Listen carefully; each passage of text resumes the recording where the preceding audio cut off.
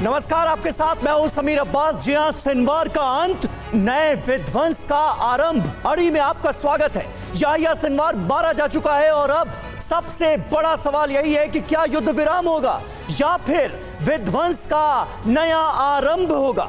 हालांकि जो संकेत मिल रहे हैं उससे आगे खतरा और बढ़ता नजर आ रहा है। ईरान के अब तक कई ऐसे बयान आ गए हैं जो उसके गुस्से को बताने के लिए काफी हैं।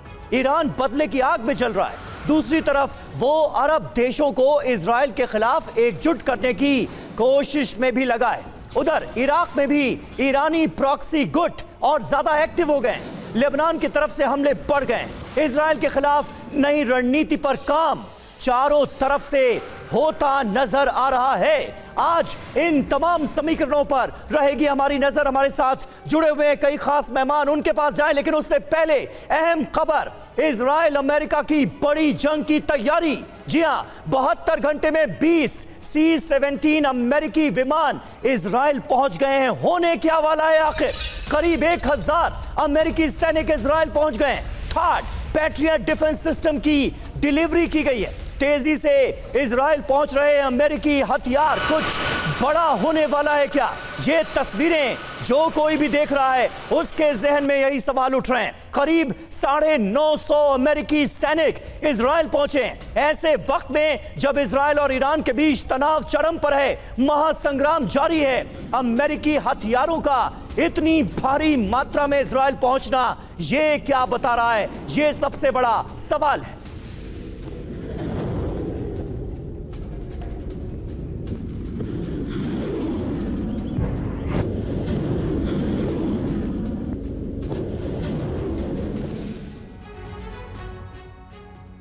और आखिर इजराइल में इतनी हलचल क्यों है? सिनवार की मौत के बाद पहले आपको बताते हैं कि पिछले 72 घंटों में आखिर हुआ क्या है। ये आप जान लीजिए कि इस वक्त युद्ध भूमि में चल क्या रहा है, हो क्या रहा है। पिछले 72 घंटे में दक्षिण इजराइल पहुंचे C-17 अमेरिकी विमान और इनकी संख्या बताई जा रही है 20 के करीब। 20 C-17 अमेरिकी विमान पहुंचे हैं यहां।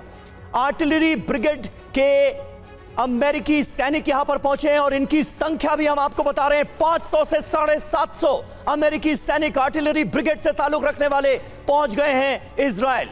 और अन्य यूनिट के अमेरिकी सैनिक जो हैं उनकी संख्या 200 के करीब बताई जा रही है। बड़ा सवाल यही है कि इजराइल अमेरिका क्या कुछ बड़ा प्लान कर रहे हैं? पिछले 24 घंटे में 7 एयरक्राफ्ट और कई हथियार भी इजराइल की धरती पर उतर चुके हैं, पहुंच चुके हैं।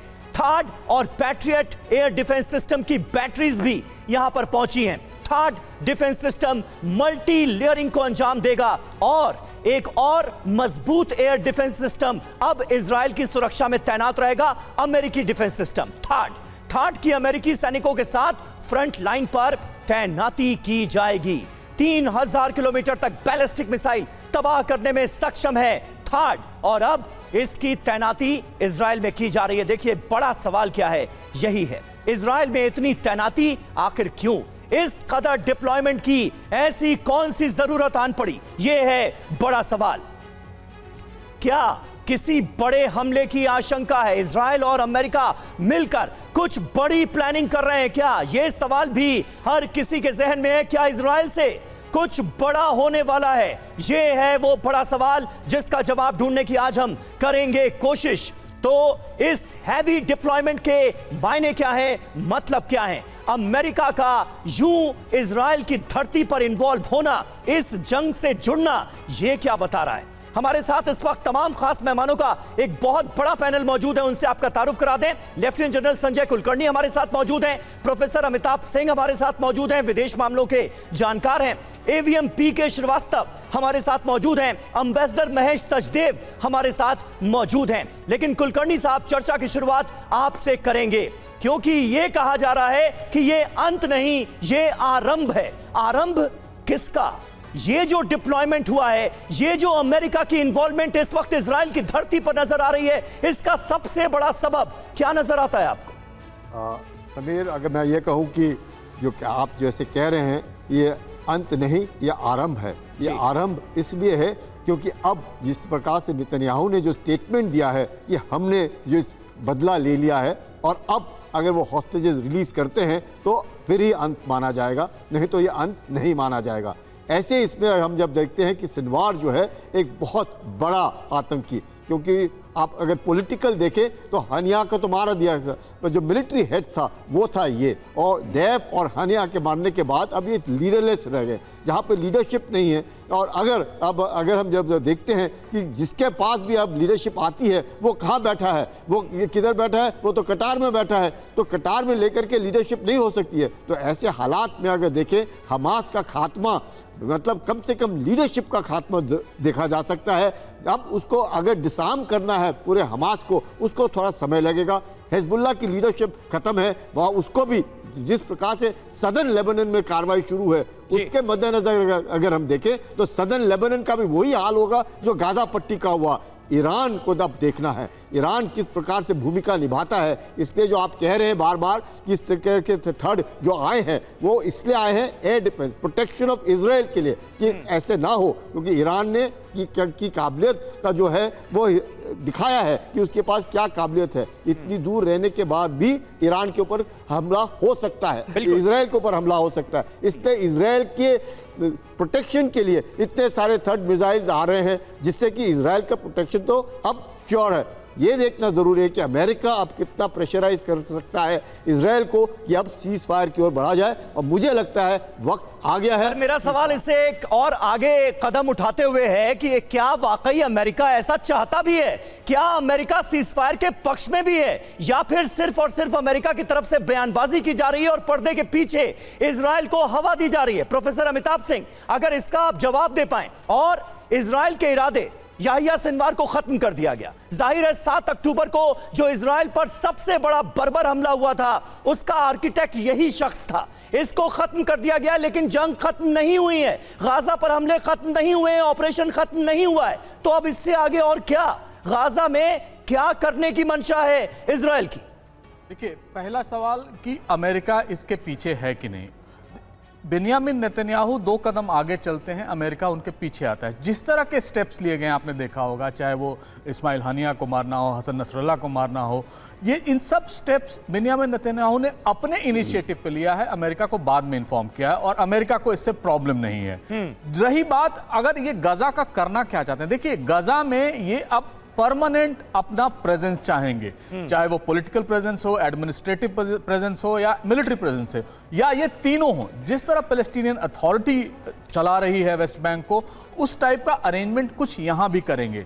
लेकिन अभी भी युद्ध खत्म नहीं हुआ है, हमास खत्म नहीं हुआ है, क्योंकि जिस तरह आपने देखा इस्माइल हानिया जो मारा गया वो एक स्टैंड अलोन एक ग्रुप था, यानी वो कमांड नहीं कर रहा था हर ऑपरेशंस का। ना उसके पास कम्युनिकेशन इक्विपमेंट थे, ना उसके पास कुछ ऐसी चीजें थी जिससे पता चले कि ये कमांड कर रहा था। तो अब तक जो उसके पॉलिटिकल और मिलिट्री चीफ इस्माइल हानिया थी, एक धक्का लगा है, लेकिन जितने असले या उनके जितने साजो सामान बचे हुए हैं हमास के, अब वो उस पर डेस्परेट होकर फायर करेंगे। देखिए, शतरंज में एक नियम होता है, राजा सबसे अंत में मात दिया जाता है, अगर क्योंकि वो लीडरलेस नहीं हो। यहां ये मूवमेंट जो है लीडरलेस हो गया है।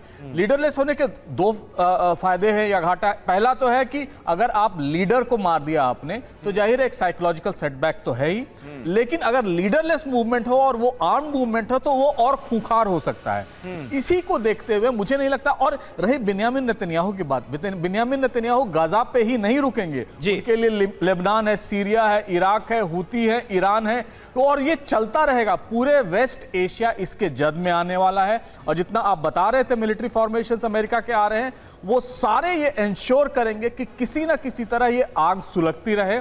इसका क्या हशर होगा, 3 वीक बाद अमेरिकी इलेक्शंस होंगे, उसके क्या रिजल्ट होंगे, उस पर भी एक बहुत बिल्कुल। और इसीलिए कहा जा रहा है कि इस जंग के कई सारे पहलू हैं, उन तमाम पहलुओं को समझना बहुत जरूरी है, तभी ये सारे समीकरण आपको समझ में आएंगे। वहीं इजराइल ईरान में युद्ध का अलर्ट जारी किया गया है, किसी भी वक्त शुरू हो सकती है जंग, इसके आसार है। मिडिल ईस्ट में रीजनल वॉर की चेतावनी दी गई है। तुर्की कर रहा है रीजनल वॉर की तैयारी। तुर्की के विदेश मंत्री हकन फिदान की ये वार्निंग भी सामने आ गई।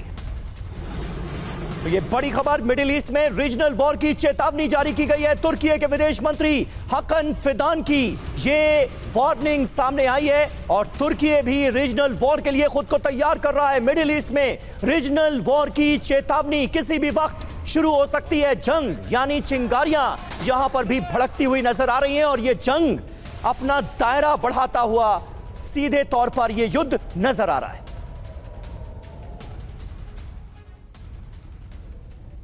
और इजराइल के खिलाफ ईरान का बड़ा प्लान, अरब देशों को एकजुट करने में लगा ईरान। तुर्की दौरे पर है ईरान के विदेश मंत्री, दक्षिण कॉकेशस बैठक में शामिल होने के लिए पहुंचे हैं। 3+3 बैठक में क्षेत्रीय मुद्दों पर भी होगी बात, तो यह दौरा अहम माना जा रहा है।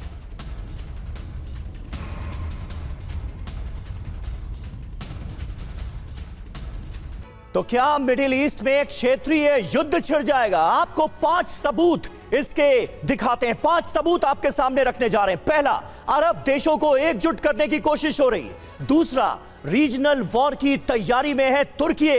सोर्सेस के हवाले से यह जो अहम खबर सामने आ रही है, यह बहुत महत्वपूर्ण है। तीसरा, रूस चीन भी साथ दे सकते हैं और अगर रूस और चीन का इन्वॉल्वमेंट बढ़ा तो वो किसके फेवर में होगा? ईरान के फेवर में होगा, यह हर कोई जानता है। चौथा, रूस चीन से पहले भी वेपन सप्लाई होती रही है।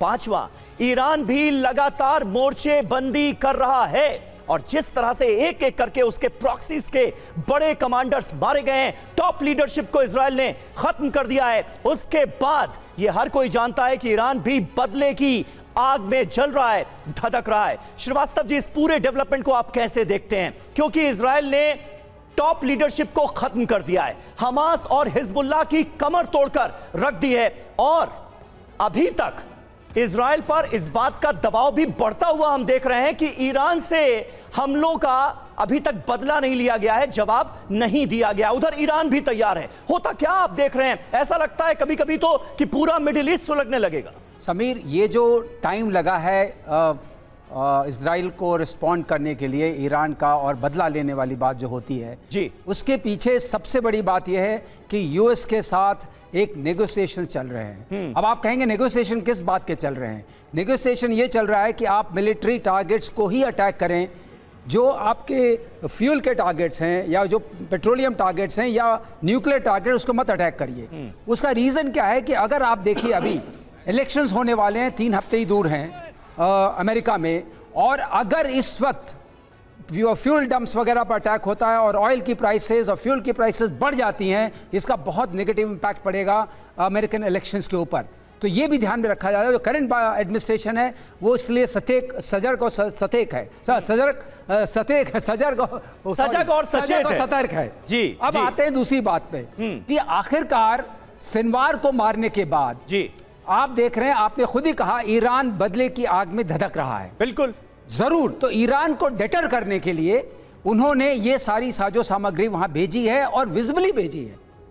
C-17 एयरक्राफ्ट आ रहा है एनिस्टन एम्यूनिशन डिपो से, जहां की स्पेशल आर्म्स एंड एम्यूनिशंस होते हैं, जो प्रिसिशन वेपन्स होते हैं, वहीं पर स्टोर किए आते हैं। वहां से इतनी सारी सॉटीज आई हैं, 1000 सोल्जर्स भी आ गए हैं। और अगर आपने और भी देखा होगा कि B-52 बॉम्बर जो है वो ईरान के ऊपर गया था, उनको बताया था कि हम आपके ऊपर आ सकते हैं और हम हर तरह से तैयार हैं।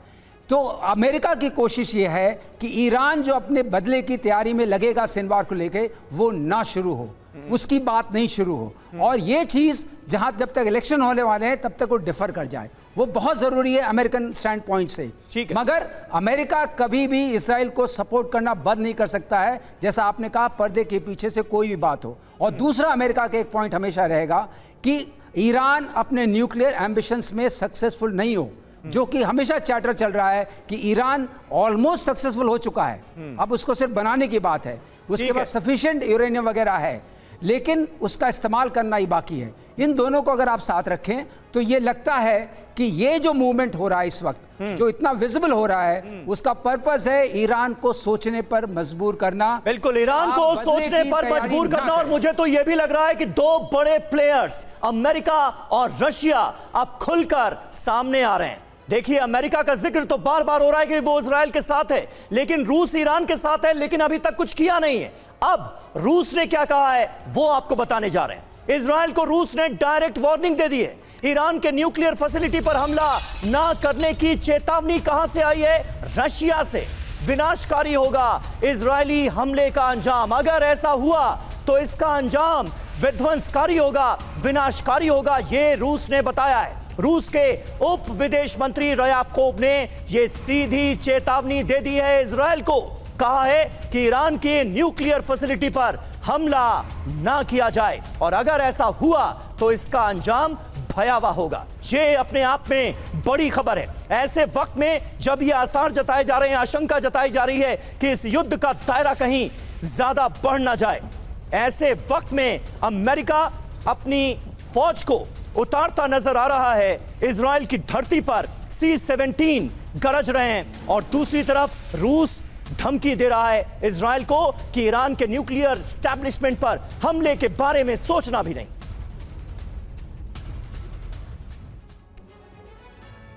तो ये देखिए, ये बहुत महत्वपूर्ण डेवलपमेंट है। रूस की इजराइल को वार्निंग। ईरानी न्यूक्लियर फैसिलिटी की सुरक्षा को लेकर रूस अलर्ट है। ईरान के पक्ष में इजराइल को लगातार चेतावनी दी जा रही है रूस की तरफ से, और बताया जा रहा है कि हम ईरान के साथ हैं।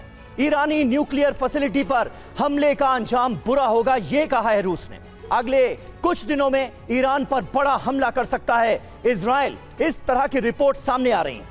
ईरानी न्यूक्लियर साइट पर हमले को लेकर अलर्ट भी जारी किया गया है, और इसे लेकर अमेरिका ने भी ताकीद की है। एम्बेसडर सचदेव, किस तरह से आप देखते हैं इस पूरे के पूरे डेवलपमेंट को? क्योंकि रूस अब खुलकर यह बताने की कोशिश कर रहा है कि अगर इजराइल ने अपने कदम ईरान की तरफ आगे बढ़ाए तो अंजाम क्या हो सकता है? ये काफ़ी महत्वपूर्ण कदम है रूस की तरफ से। इसके 2-3 कारण हो सकते हैं। पहला कारण तो ये है कि रूस का बड़े लंबे काल से ईरान के साथ परमाणु शक्ति के दोहन के लिए सहयोग है जी। बुशेयर में जो ईरान का इकलौता न्यूक्लियर पावर प्लांट है, वो रूस के सहयोग से बनाया गया था और रूस के द्वारा संचालित है, और रूस से ही उससे परिष्कृत यूरेनियम की सप्लाई होती थी पहले, जबकि ईरान के पास ये क्षमता नहीं थी। दूसरा ये है कि अफवाहों का बाज़ार काफ़ी गर्म रहा है कि रूस ने ड्रोन के मुकाबले में परमाणु विस्फोट की जानकारी ईरान को दी है, और जो पिछले 2 हफ्ता पहले जो एक जलजला, एक अर्थक्वेक की बात की जा रही थी जी। वो ऐसी अफवाहें थी कि वो ईरान का एक कंट्रोल्ड अंडरग्राउंड न्यूक्लियर एक्सप्लोजन से कुछ उसका संबंध है। तीसरी बात यह है कि रीजनल पावर प्ले में ऐसी चेतावनी देना आवश्यक है, क्योंकि इसका असर रूस के ऊपर भी हो सकता है। रूस एक नेबरिंग कंट्री है, और अगर परमाणु विकिरण होता है तो उसका रूस के ऊपर असर होगा।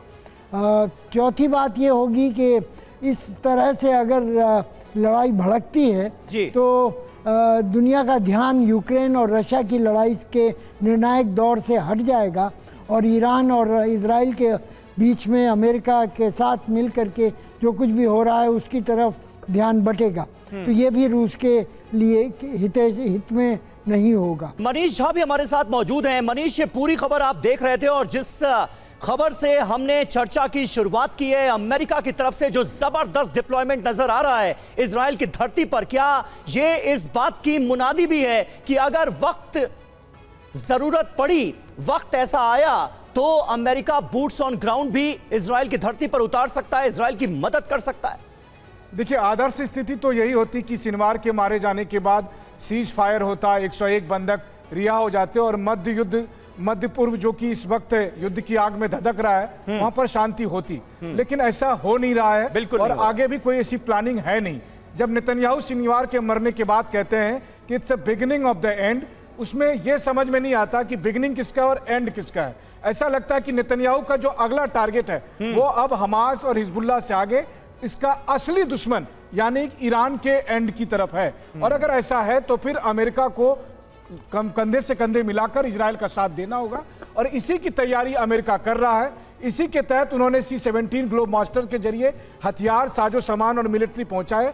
और आपने जो पूछा, देखिए, अमेरिका के बहुत सारे सैनिक अभी भी इजराइल की सरजमी पर मौजूद हैं। मध्य पूर्व में चाहे वो लाल सागर हो या भूमध्य सागर हो, दूसरे और तमाम जगह पर जो उनके एयरक्राफ्ट कैरियर हैं वो तो अलग से हैं। कुल मिला जुलाकर 40,000 से 1 लाख के करीब अमेरिकी सैनिक कभी भी इजराइल के सपोर्ट में वहां तैयार हैं। और ये सब तैयारी है जब इजराइल और अमेरिका मिलकर मध्य पूर्व के कई देशों के साथ मिलकर ईरान के खिलाफ अपनी जंग की शुरुआत करेगा।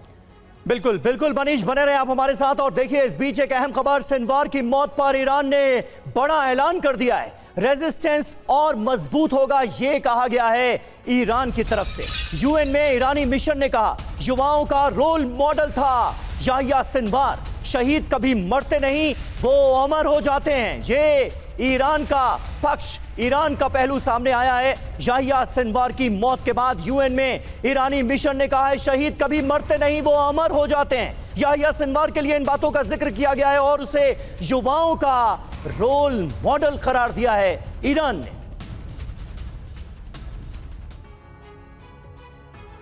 और आइए अब आपको समझाते हैं कि याह्या सिनवार की मौत ईरान के लिए कितनी बड़ी चोट है और ईरान के इस बयान के मायने क्या हैं। याह्या सिनवार की मौत ईरान के लिए क्या मायने रखती है। ईरान की क्षेत्रीय रणनीति के लिए इसे बड़ा झटका माना जा रहा है। इजराइल का खतरा पहले से अब बहुत कम हुआ है निश्चित तौर पर, क्योंकि हमास की कमर तोड़ दी गई है और वो शख्स जो कि हमास की कमान संभाले युद्ध भूमि में गाजा की मुकाबला कर रहा था इजराइल से, वो नहीं रहा। ईरान का प्रॉक्सी गुट कमजोर हो सकता है और ये लगातार हो भी रहा है। सिनवार के हमास में ईरान का भारी निवेश है। हमास है किसका प्रॉक्सी? ईरान का ही तो। और हमास का चीफ मारा गया है। पहले इस्माइल हानिया को एलिमिनेट किया गया तेहरान में और अब याह्या सिनवार को राफा में। सिनवार ईरान का बेहद करीबी माना जाता था और उसको एलिमिनेट कर दिया है इजराइल ने और इसे बड़ी सफलता, बड़ी कामयाबी माना जा रहा है इजराइल के लिए। इस्लामिक रिपब्लिक हमास के समर्थन में रहा है। ईरान पूरी तरह से हमास के समर्थन में रहा है। हमास को सारा सपोर्ट ही ईरान से मिल रहा था, इसलिए भी ये ईरान के लिए बड़ा झटका है। एक दशक में सिनवार ने हमास को प्रमुख आतंकी गुट बनाया। इजराइल की नजरों में आतंकी गुट था हमास। हिजबुल्लाह को भी आतंकी गुट मानता है इजराइल। सिनवार के सहारे ईरान इजराइल को भटकाए रखना चाहता था और अब उस सिनवार का खात्मा कर दिया गया है। हमारे साथ तमाम खास मेहमान मौजूद हैं। कुलकर्णी साहब, सिनवार का मारा जाना ये अपने आप में ईरान के लिए भी कितना बड़ा झटका है और कई बार तो सवाल ये भी उठते हैं कि आखिर ईरान ने 7 अक्टूबर के हमले की प्लानिंग करके ये किया क्या? अपने जो हाथ पैर थे वही कटवा लिए ईरान ने, अपनी ही ताकत को कमजोर बना लिया और दुनिया में ये जो एक भ्रम था कि ईरान एक ताकतवर देश है, ताकतवर मुल्क है, वो भ्रम भी टूट गया। तो ईरान की स्ट्रैटेजी के हिसाब से अगर इस पूरे मसले को समझने की कोशिश करें तो ईरान को हासिल क्या हुआ? देखिएगा समीर, सिनवार जो है लगातार जिस प्रकार से वो भी इजराइल के ही कस्टडी में रहा, इसके बारे में उनको बहुत मालूम था। और ये जो हुआ, जो जैसे मारा गया, ये चांस इनकाउंटर था, जहाँ पे उस चांस इनकाउंटर में 3 आदमी मारे गए और उन्होंने देखा इसको लेने के लिए कोई नहीं आया, कौन है।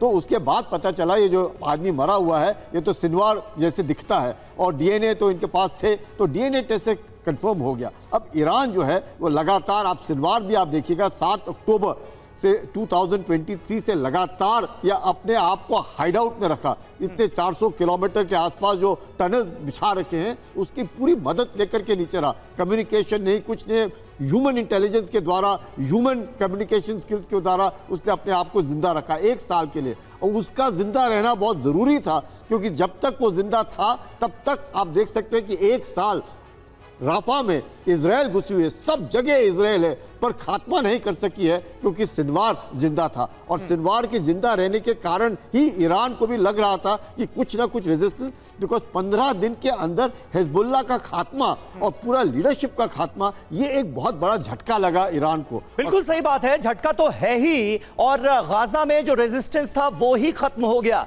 लेकिन मेरा सवाल अनुत्तरित रह गया। मैं प्रोफेसर अमिताभ में आपके पास आना चाहूंगा। इसके लिए ईरान को हासिल क्या हुआ? अगर हम 7 अक्टूबर से शुरुआत करें, जब इजराइल पर हमला बोला गया, और जाहिर है हमास ने जब हमला किया होगा तो बिना ईरान की रजामंदी के तो नहीं किया होगा। तो ईरान की स्ट्रेटेजी कहां पर फेल साबित हुई जिसके चलते ईरान को अब तक मिले जख्म ही जख्म? हासिल क्या हुआ? देखिए, अगर आप हमास के बारे में आपने सुना होगा तो अमेरिकी इंटेलिजेंस ने यह क्लियर किया था कि ईरान का कंसेंट लिया नहीं गया था इस अटैक के लिए, यानी याह्या सिनवार ने या हमास ने ये एक अपने तरफ से मूव किया था। सर लेकिन ये मानने लायक बात नहीं है ना। हाँ, ऐसा कैसे हो सकता है? देखिए, वो उसी तरह मानने लायक नहीं है कि इजराइल बिना अमेरिका को बताए हसन नसरुल्लाह को मार दे। ये ऐसा ही संबंध एक है। बिल्कुल सही। और जिस तरह अगर आप देखें जितने इनके पास रॉकेट्स थे उसके लिए ईरान ने उनको सपोर्ट किया था, इसमें कोई डाउट नहीं है। कतर जो उनको पैसे देता था उनके सिविलियन पर्पसेस को उसको उन्होंने डाइवर्ट किया था। तो ये मान लेना कि और अभी ईरान ही नसरुल्लाह के मारे जाने के बाद आयतुल्लाह खामेनी ने बाकायदा जस्टिफाई किया हमास के हमले को। देखिए, ईरान और इजराइल दोनों का एग्जिस्टेंशियल एनिमी एक दूसरे के हैं, यानी जो उनको खत्म करेगा वो उनके साथ होते। और ईरान हमेशा शिया पॉलिटिक्स करता है जी। हमास सुन्नी है, तो अगर उनके मदद से इजराइल को कुछ खात्मा का या उनको नुकसान पहुंचे वो उसके लिए तैयार होते हैं। ईरान का ये इंटेंशन रहा होगा कि किसी तरह उनको मॉर्टल डैमेज किया जाए, लेकिन ईरान ये भी जानता है कि अगर इजराइल ईरान पे अटैक करता है तो उसके भी खात्मे का संभावना बन सकती है। हमास ने जो भी स्टेप लिया था उनका वो प्रिपेयर्ड मूव था, और इसमें सबसे बड़ा ये भी है कि इंटेलिजेंस फेलियर इजराइल से भी है। और नेतन्याहू को जंग के शुरुआत में आपने देखा होगा पूरी इजरायली जनता ब्लेम करती थी कि आपने इंटेलिजेंस कहां मिस किया। संयुक्त राष्ट्र में ईरान ने की है इजराइल की शिकायत। क्या शिकायत की है? इजराइल को जिम्मेदार ठहराए दुनिया, ये डिमांड की है ईरान ने यूएन में। आतंकी हमलों के लिए इजराइल जिम्मेदार है। यूएन में ईरान के स्थायी प्रतिनिधि इरावानी बोले कि इजराइल आतंकी हमलों के लिए जिम्मेदार है, इसलिए इजराइल के खिलाफ एक्शन होना चाहिए, यह डिमांड की है ईरान में यूएन में ईरान के प्रतिनिधि इरावानी ने इन सारी बातों का जिक्र किया है।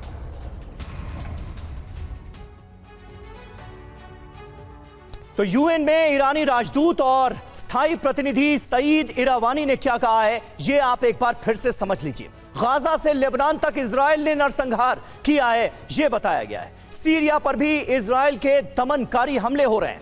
इजराइल की हरकतें निर्विवाद रूप से युद्ध अपराध है, वॉर क्राइम है। नागरिक ठिकानों को जानबूझकर टारगेट बना रहा है इजराइल। यूएन चार्टर और यूएन सिक्योरिटी काउंसिल के नियमों की इजराइल ने पूरी तरह से अनदेखी की है, ये यूएन में बताया गया है। एम्बेसडर सचदेव, इसका कुछ असर पड़ेगा। और खास बात यह भी कि जब से ये तनाव, ये टेंशन, ये जंग, ये युद्ध शुरू हुआ है, तब से यूएन की भूमिका तो खुद कटघरे में रही है। यूएन से एक्सपेक्टेशन किसकी क्या है, इसे लेकर भी कई सवाल उठते रहे। जी, इसमें विवाद ये रहा है कि संयुक्त राष्ट्र सिक्योरिटी काउंसिल का मौक़िफ़ अलग रहा है और जनरल असेंबली का मौक़िफ़ अलग रहा है। संयुक्त राष्ट्र सिक्योरिटी काउंसिल में वीटो यील्डिंग जो पावर्स हैं वो कभी इजराइल के प्रति आसक्त होते हैं, कभी इजराइल के विरोध में होते हैं, और उनके जब तक पांचों के पांचों एक समर्थन किसी प्रस्ताव का समर्थन नहीं करते तब तक वो प्रस्ताव पारित नहीं हो सकता। लेकिन यूनाइटेड नेशन जनरल असेंबली में ऐसा कोई प्रतिबंध नहीं है, और इसकी वजह से वहाँ पर अक्सर ऐसे रेजोल्यूशन पास होते रहे हैं जो कि इजराइल की निंदा करते हैं। इजराइल को, जैसे पिछले हफ्ते एक रेजोल्यूशन में कहा गया कि इजराइल 12 महीने के अंदर अंदर अपने जो उपनिवेश हैं, अपने जो ऑक्युपाइड टेरिटरीज हैं, उनसे बाहर निकले। और इस तरह की चीज़ संयुक्त राष्ट्र सिक्योरिटी काउंसिल में नहीं हो सकती। दूसरी ओर ये भी देखना है कि इजराइल इन सब की अनदेखी करता रहता है, यहाँ तक कि सिक्योरिटी काउंसिल के रेजोल्यूशन को भी वो ताक पे रख देता है। तो इसमें उसको अमेरिका की मदद मिलती है, और इस मदद से वो अनदेखी करता रहता है, चाहे वो आईसीजे का वर्डिक्ट हो, चाहे आईसीसी के वारंट हों, इन सब को अनदेखा किया जाता है, इन सब को ताक पे रख दिया जाता है, और अंतर्राष्ट्रीय कानून और नियमों की धज्जियाँ उड़ाई जाती हैं, और जिसका कि एक बड़े ही सोफिस्टिकेटेड तरीके से मीडिया को हैंडल किया जाता है और उनको ऑब्फुस्केट किया जाता है और भ्रम पैदा किया जाता है। तो इससे ये काफ़ी पुरानी इजरायली स्ट्रैटेजी है जिसको कि वेस्टर्न मीडिया जिसके परोक्ष रूप से मदद करता है। ठीक है, ये बहुत इंपॉर्टेंट पहलू है जिसका आपने जिक्र किया सचदेव सर।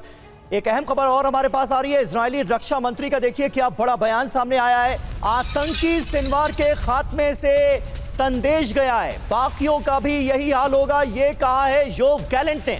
हमारे लोगों को नुकसान पहुंचाया तो ठीक नहीं होगा, अंजाम यही होगा, ये कहा है योव गैलेंट ने।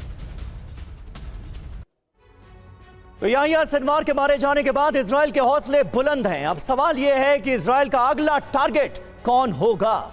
और जब इस फहरिस्त पर हम नजर डालते हैं तो सबसे पहला नाम निकलकर सामने आता है खालिद मशाल का।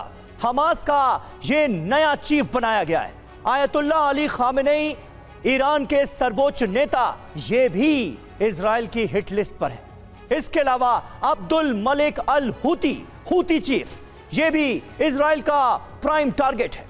ब्रिगेडियर जनरल याहिया सारी, हूती सैन्य प्रवक्ता, जिनको आप अक्सर देखते हैं ये मीडिया में आकर बयान जारी करते हैं हूती रिबल्स की तरफ से, ये भी इजराइल का प्राइम टारगेट माने जाते हैं। और हमारे साथ तमाम खास मेहमान इस वक्त मौजूद हैं। श्रीवास्तव जी, किस तरह से आप देखते हैं इजराइल का जो अगला टारगेट है? जब हम उसकी बात करते हैं तो उस शख्स का नाम सबसे पहले आता है जो अब हमास की कमान संभालने जा रहा है याहिया सिनवार के मारे जाने के बाद। लेकिन याहिया सिनवार जैसा एक मजबूत लड़ाका जो कि गाजा के अंदर रहकर आईडीएफ का मुकाबला कर रहा था, वो अब कोई दूर दूर तक नजर नहीं आता। गाजा पूरी तरह से इजराइल के लिए खाली नजर आ रहा है। हमास की जो थोड़ी बहुत मौजूदगी है उसे खत्म कराने के बाद इजराइल गाजा का क्या करेगा, यह सवाल हर किसी के जहन में। गाजा को लेकर इजराइल की स्ट्रेटेजी, उसकी मंशा है क्या आखिर? समीर, इजराइल ने एक बहुत स्ट्रॉन्ग मैसेज बहुत इम्फेटिकली दे दिया है कि जो भी लीडरशिप की कमान संभालेगा, हिजबुल्लाह हो या हमास हो, हूती पर भी, उसको हम ख़त्म कर देंगे, लीडरशिप को सर्वाइव नहीं करने देंगे। जहाँ तक हिजबुल्लाह की लीडरशिप थी और अब सिनवार की, इन दोनों के ख़त्म होने से ये लॉन्ग स्टैंडिंग लीडरशिप थी। इनको सारे नुएंसेस पता थे, सप्लाई चेन्स को कैसे मैनेज किया जाता है, किन किन चीज़ों को कैसे इस्तेमाल किया जाता है। उनके जाने का खामियाजा अब पूरा नहीं कर सकते हमास और हिजबुल्लाह। मगर देखिए सबसे इंटरेस्टिंग बात क्या है, हिजबुल्लाह, हमास और Houthi internationally declared terrorist organisations हैं। इनके ऊपर अटैक हुआ, ईरान अब जाकर के यूएन में बोल रहा है कि आप देखिए इजराइल जो है वो टेररिस्ट एक्टिविटी कर रहा है। कम से कम इसका जो मिरर इमेज आई है कि आप टेररिस्ट एक्टिविटी का, आप किसी पर अटैक करते हैं, उसका दूसरे के ऊपर क्या प्रभाव पड़ता है। लेकिन मेरा अनुमान ये है कि हमास की और हिजबुल्लाह की जो लीडरशिप ख़त्म हुई है, इसको रिप्लेस करना उतने इफेक्टिव मैनर में पॉसिबल नहीं होगा। ना name sec somebody will come. और जो सप्लाई लाइंस हैं अब बहुत वीकेंड आउट हो गई हैं, और इनके आने के बाद जो सप्लाईज पहुंच गई हैं इजराइल के पास, विजिबली पहुंच गई, अदरवाइज पहुंच गई हैं, वो डिटर करेंगे ईरान को कोई और नया स्टेप लेने के लिए। अदरवाइज देखिए हिजबुल्लाह जो है it was arm to teeth, उनके पास इतने रॉकेट्स थे, इतने मिसाइल्स थे, उतने एक इस्टेब्लिश मिलिट्री के पास नहीं होते हैं। अगर आप उसको देखिए उस तरीके से जो कमर टूटी है उसको दोबारा संभलने में लगेगा। आपने एक सवाल बड़ा अच्छा किया था कि ईरान को क्या मिला। ईरान ने is something like saying Iran's game gone wrong. They thought that Israel जो इतने डिकेड से अभी एक शांतिपूर्ण माहौल चल रहा था, उसमें हम अगर ऐसा अटैक करेंगे तो Israel will come on its knees. लेकिन इजराइल ने जो उसका अपना कैरेक्टर था वो स्लोली बिल्डअप किया, और अब ये मैसेज दिया है कि हमारी मोसाद उतने ही इफेक्टिव हैं, वरना इन लोगों को चुन चुन के मारना इतना आसान नहीं था। इसका मतलब ह्यूमन इंटेलिजेंस मोसाद के पास अभी भी है, जो चाहे वो पेजर के नेटवर्क से जो आपने देखा हुआ बिल्कुल, या मोबाइल्स के थ्रू हुआ है। इसका मतलब मोसाद अलाइव एंड किकिंग है और उतना ही इफेक्टिव है जितना लोग उसको मानते थे। बेका में हिजबुल्लाह के ठिकानों पर हमला हुआ है। इजरायली हमले में कंट्रोल सेंटर तबाह हो गए। ये देखिए तस्वीरें, बेका की तस्वीरें हैं, लेबनान की तस्वीरें हैं। हिजबुल्लाह के ठिकानों को एक बार फिर इजराइल ने बनाया निशाना। जो कंट्रोल सेंटर्स यहां पर हिजबुल्लाह के मौजूद थे, उन्हें कैसे किया गया है तबाह। ये तस्वीरें देखिए।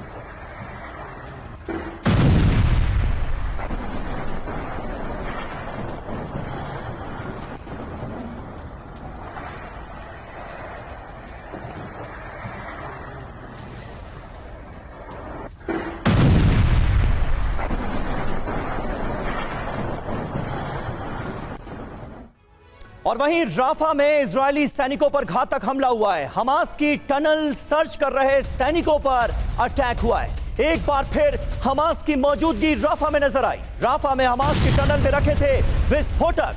हमास ने टनल में बिछाया था विस्फोटक और उसमें ब्लास्ट हुआ है। टनल सर्च कर रहे सैनिकों की जान गई है इस हमले में। इजरायली सैनिकों पर राफा के अंदर यह घातक हमला हुआ है।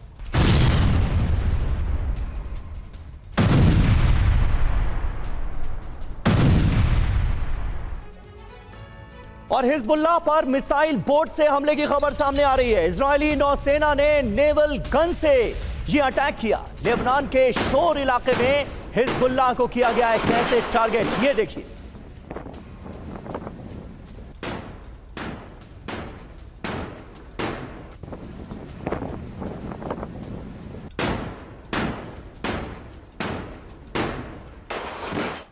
और एक खबर यह भी कि हिजबुल्लाह का मिसाइल अटैक फेल हुआ है। जी हां, आईएएफ ने हवा में ही इसे तबाह कर दिया। इजरायली एयरफोर्स ने इसे हवा में ही कैसे तबाह किया, यह देखिए। उत्तरी लेबनान में ही तबाह हुई मिसाइल। इजराइल की तरफ यह मिसाइल दागी गई थी जिसे हवा में ही नष्ट कर दिया गया।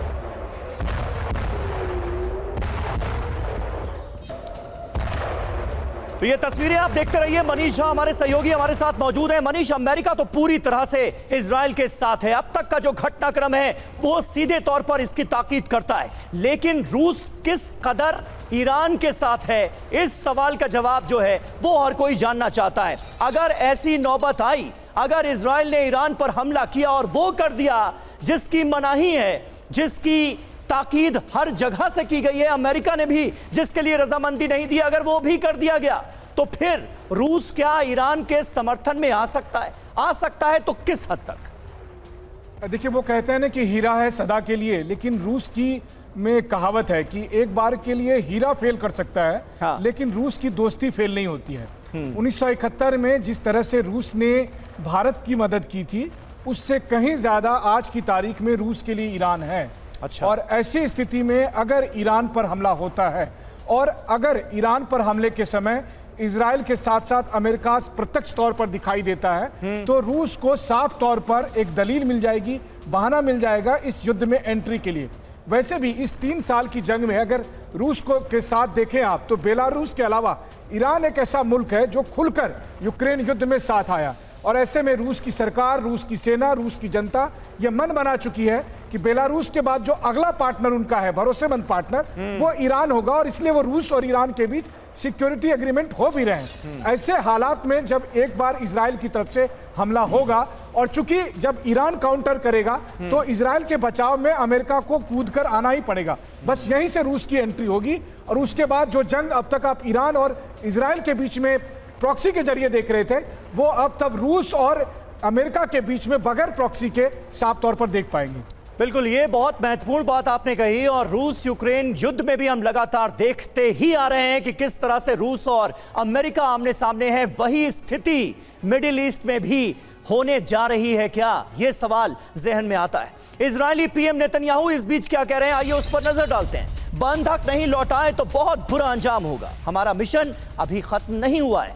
अमेरिकी राष्ट्रपति जो बाइडेन ने कहा अब संघर्ष विराम पर बात हो जाए, यानी सीज फायर की बात कर रहा है अब अमेरिका, और कह रहा है कि अब संघर्ष विराम पर बात होनी चाहिए। सुनिए। तो इजराइल के तेवर आपने देखे, अमेरिका के इरादे आपने देखे, और सिनवार की मौत के बाद तनाव के बीच इजराइल आएंगे अमेरिकी विदेश मंत्री ब्लिंकन, ये तय हुआ है। 4-5 दिन के इजराइल दौरे पर रहेंगे ब्लिंकन। बंधक और संघर्ष विराम पर बात संभव है इस दौरे में।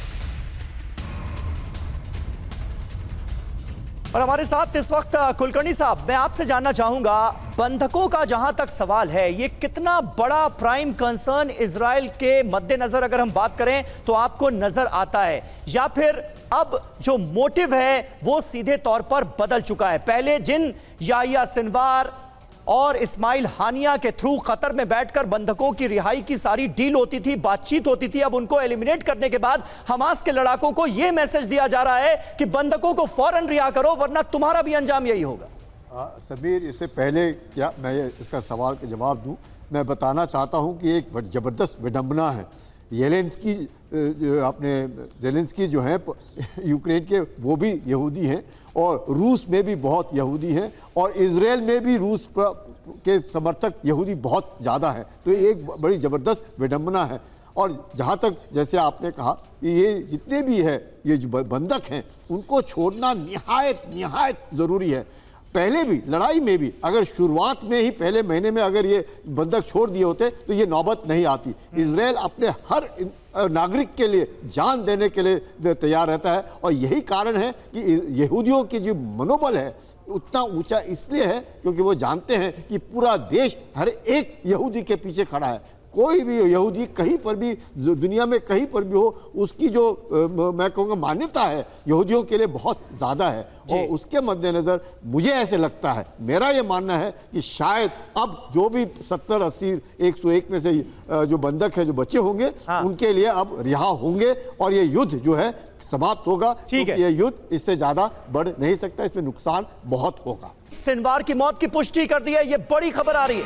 राफा में आईडीएफ हमले में मारा गया है सिनवार और अब हमास ने सिनवार की मौत की पुष्टि कर दी है। बाकायदा आईडीएफ ने वीडियो जारी करके बताया था कि सिनवार को कैसे मारा गया। ड्रोन वीडियो TV9 भारतवर्ष ने भी आपको दिखाया था। ये देखिए, ये वो वीडियो है जिसके बाद आईडीएफ ने पुष्टि की थी सिनवार की मौत की। इसके बाद अमेरिका ने भी माना और अब हमास ने भी ये कंफर्म कर दिया है कि याह्या सिनवार मारा गया है। तो ये बड़ी खबर इस वक्त सामने आ रही है। हमास ने माना है कि राफा में आईडीएफ के हमले में सिनवार की जान गई और जिस सिनवार के अंत के बाद विध्वंस के नए आरंभ की बात हो रही है, उसका खात्मा कैसे हुआ, अब आपको ग्राफिक्स के जरिए हम बताने जा रहे हैं।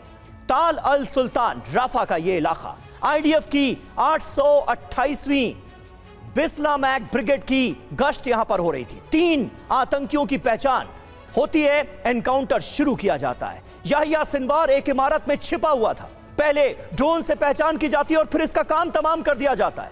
अब तक सुरंग में बॉडीगार्ड के साथ रहता था सिनवार, ये पता चला है। और इस ऑपरेशन की एक्सक्लूसिव डिटेल्स के साथ जो रिपोर्ट हमने तैयार की है वो आप देखिए, आपको पता चलेगा इजराइल का ये बड़ा ऑपरेशन कैसे अंजाम दिया गया।